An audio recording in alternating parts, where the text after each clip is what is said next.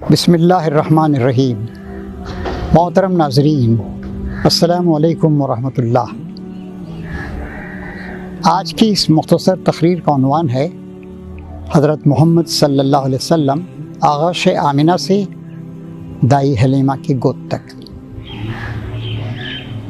आप अभी चंद ही दिन के थे कि आप माँ की गोद से, हज़रत आमिना की गोद से दूर हो गए। बात ये थी, अरब के लोग बड़े शहसवार, बड़े ज़ोरदार, बड़े ताकतवर लोग हुआ करते थे। मक्का सबसे बड़ा शहर था जज़ीरा नुमाए अरब का, और मक्के में कभी कभी वबाएँ भी आ जाती थी, पाकी सफाई कुछ कम थी। इसीलिए मक्के के रोसा और शरीफ घरानों के लोग अपने बच्चों को पैदा होने के बाद कई सालों के लिए सहरा में भेज दिया करते थे। मक्के के लोग बहुत बड़े ताजिर थे, इंटरनेशनल ताजिर थे। एक तरफ वो यमन तक आते, बल्कि हिंदुस्तान तक आते थे, ईरान जाते, रोम जाते, फ़लस्तीन जाते, दूर दूर के सफ़र करते थे। तो बच्चों को मजबूत बनाने के लिए वो अपने दूध पीते बच्चों को शहर के बाहर दाइयों के पास बिल्कुल खुले हुए माहौल में भेज दिया करते थे। चुनांचे नबी करीम सल्लल्लाहु अलैहि वसल्लम चंद दिन के थे कि बहुत सारी औरतें कई कबीलों से आईं, अपनी ऊँटनियों पर और अपनी गधियों पर बैठ बैठ कर ख़वातीन आई, उनके शौहर भी आए, और अगर उनके छोटे दूध पीते बच्चे थे तो उनको भी लेकर आए। और वो बड़े बड़े घरानों में जाती, कहाँ बच्चे पैदा हुए हैं, और उनके बच्चों को यहाँ से लेके जाती और 2 साल 4 साल वहाँ पे रखती, उन्हें अपना दूध पिलाती। वो उनकी रज़ाई माएँ, दूध पिलाने वाली माएँ कहलाती थी। चुनांचे आप छोटे ही थे चंद दिन के कि बहुत सारी औरतें आई। अब उन्होंने मुख्तलिफ जगह दरियाफ्त किया, अच्छा वो मालदार आदमी है, उसके पास अच्छे पैसे मिलेंगे, वो हमें खजूरें देगा, वो हमें पैसे देगा, वो हमें चांदी के सिक्के देगा। चुनांचे चंद औरतों का, एक दाइयों का एक काफिला आया था। सब बड़े बड़े घरानों को गईं और बड़े बड़े घरानों से उन्होंने अच्छे अच्छे मालदारों के बच्चों को ले लिया। उनमें से कई लोग, औरतों ने सोचा, अरे ये तो यतीम बच्चा है, इसका बाप तो मर चुका है, और ये बहुत शरीफ ख़ानदान है, लेकिन मालदार ख़ानदान तो है नहीं, इसका दादा क्या देगा, इसकी माँ क्या दे सकेगी। चुनांचे आपके यहाँ कोई नहीं आया।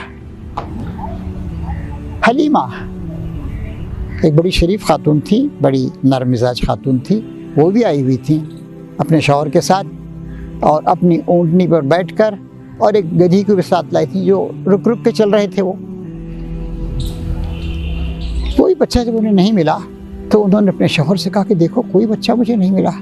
अच्छा वो यतीम बच्चा जिसको हमने छोड़ दिया था, नज़रअंदाज कर दिया था, मोहम्मद, चलो उसी को ले लेते हैं। अब मैं कैसे जाऊँ, खाली हाथ कैसे जाऊँ, अपनी सहेलियों को मैं कैसे मुँह दिखाऊँ। चुनांचे वो आई, और इस तरीके से मोहम्मद सल्लल्लाहु अलैहि वसल्लम आग़ोश आमिना से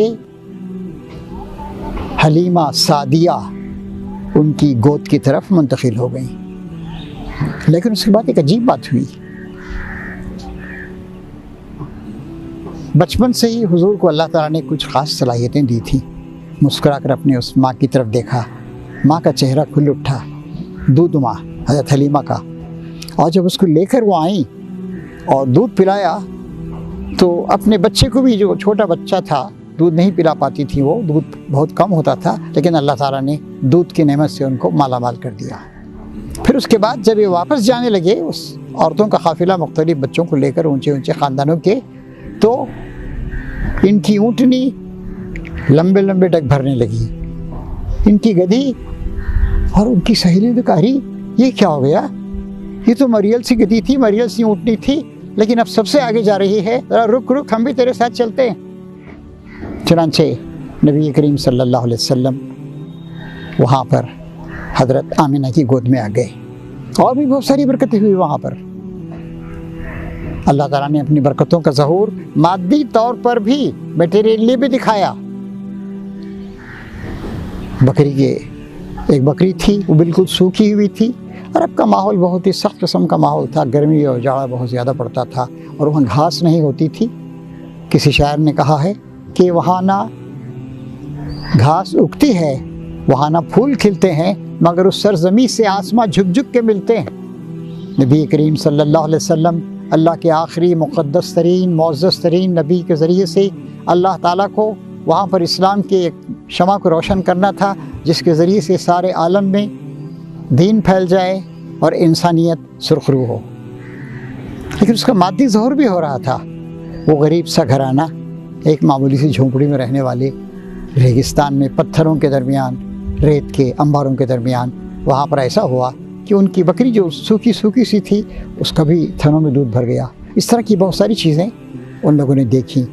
तो इस तरीके से वो बच्चा जिसको दुनिया के सारे गरीबों का, फ़कीरों का, बेसहारा लोगों का मलजा व मावा और सहारा बनना था, उसकी बरक़ात और मादी बरक़ात भी शुरू से ही ज़ाहिर होने लगी। और इस बात पर ज़रा गौर फरमाइए कि जिस बच्चे को पहले तमाम दाइयों ने रद्द कर दिया, लेना पसंद नहीं किया, तो गरीब घराने का बच्चा है, इसकी माँ क्या देगी, इसका दादा क्या देगा, बाप इसका है नहीं, यतीम है।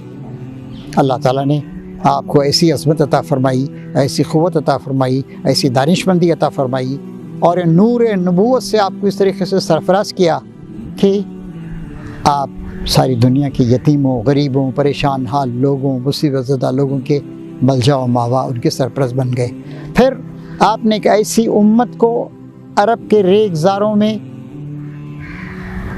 परवान चढ़ाया जो दुनिया में सबसे ज़्यादा फिलंथ्रोपिस्ट है, सबसे ज़्यादा फयाज़ है, जो सबसे ज़्यादा खर्च करने वाली है, जो गरीबों का ख्याल रखती। हाज़रीन, हमारी और आपकी भी ये ज़िम्मेदारी है कि हम नबी करीम सल्लल्लाहु अलैहि वसल्लम की सुन्नतों की पैरवी करते हुए हम दुनिया के सबसे अच्छे इंसान, सबसे शरीफ इंसान और सारे इंसानों की परेशान हाल लोगों की खिदमत करने वाले और उनके दुखों का मदावा करने वाले, उनके मसाइल को हल करने वाले बन जाएँ। नबी करीम सल्लल्लाहु अलैहि वसल्लम की ज़िंदगी से हमें सबक मिलता है। अल्लाह ताला हमें नेक तौफ़ीक़ अता फ़रमाए। आमीन।